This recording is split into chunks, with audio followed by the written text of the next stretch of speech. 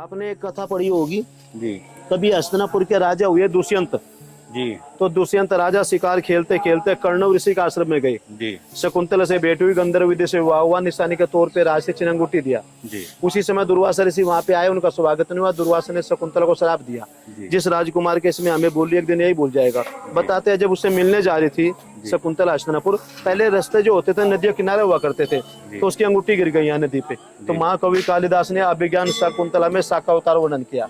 तो राजा परीक्षित यहाँ पे आए, त्रिकालदर्शी संत महात्मा प्रकट हुआ, मेरी मुक्ति कैसे होगी, मैं प्रेत नहीं बनना चाहता, संसार में इस नाम से नहीं जाना चाहता जिन पांडवों की पग पग पे रख सकी। देखो उस पांडव वंश में भी ऐसे दुष्ट राजा हुए, आज प्रेत बने फिर रहे। कुछ तो उपाय करो कि जिसने गर्भ में रक्षा करे उनका ध्यान करो। भगवान का ध्यान किया, सुखदेव मुनि के रूप में भगवान प्रकट हुए। 6 दिन तक भगवान की कथा सुनाई। 7वें दिवस एक क्रिया सिखाई, अष्टांग योग, अपनी इच्छा से प्राण निकालना। तो उन्होंने अपनी इच्छा से प्राण निकाले। अष्टांग योग की क्रिया सिखाई थी सुखदेव संयम जी नियम ने, धारणा प्रणाम करके महाराजा परीक्षित को। तो उन्होंने योग के द्वारा यहाँ से प्राण निकाले। ये जो स्थल है ना, इस स्थल पे देवता लोग भी अमृत लेके आ गए थे। जब सुखदेव महाराज कथा सुनाने लगे तो देवता लोग अमृत लेके आए। तो सुखदेव जी ने कहा, देव परीक्षित अमृत आ गया, अमृत पियो और अमर हो जाओ, संसारिक सुखों का आनंद लो। तो उन्होंने कहा महाराज ये कथा तो क्या देवता को ऐसे आए, स्वागत लागे करे सब प्रीति, ये है सोनर मुनिजन की रीति। अरे ये कथा सुनेगे या आप अमृत पी लो। महाराज इस अमृत में, इस कथा में अंतर क्या है कि कथा अमृत जो पियोगे तो संसारिक सुखों का सुख भोगोगे, पर काम क्रोध लोभ मोह तुम्हारे अंदर बने रहेंगे।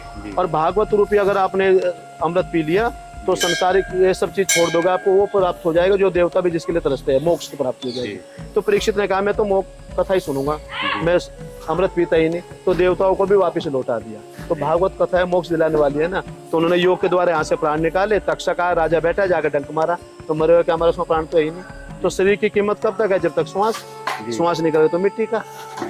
तो भागवत कथा की शुरुआत पृथ्वी पे यहीं से हुई। जितनी भी कथाएं हुई शास्त्रों में वो सब वटवृक्ष के नीचे हुई। मतलब भागवत का अगर कहीं उद्गम हुआ, भागवत कथा इस पूरे विश्व में प्रचार प्रसार हुआ, तो सबसे पहली भागवत इसी वट वृक्ष के नीचे हुई। हाँ जी, वट विश्वास अचल निधर्मा। जितनी भी कथा हुई शास्त्रों में सब वट वृक्ष के नीचे हुई। शंकर भगवान ने कैलाश पर्वत पर वट वृक्ष के नीचे सुनाई पार्वती को। सुखदेव जी ने परीक्षित को सुनाई वट वृक्ष के नीचे। मैत्री जी ने विदुर को सुनाई हरिद्वार में वट वृक्ष के नीचे। सुखदेव जी ने चरणदास जी हुए संत अलवर में, उनको दर्शन दिया वट वृक्ष के नीचे। सुखदेव जी यहाँ 2 बार प्रकट हुए ना। 5000 साल पहले परीक्षित को भागवत सुनाई, अभी 300 साल पहले फिर दोबारा प्रकट हुए। आइए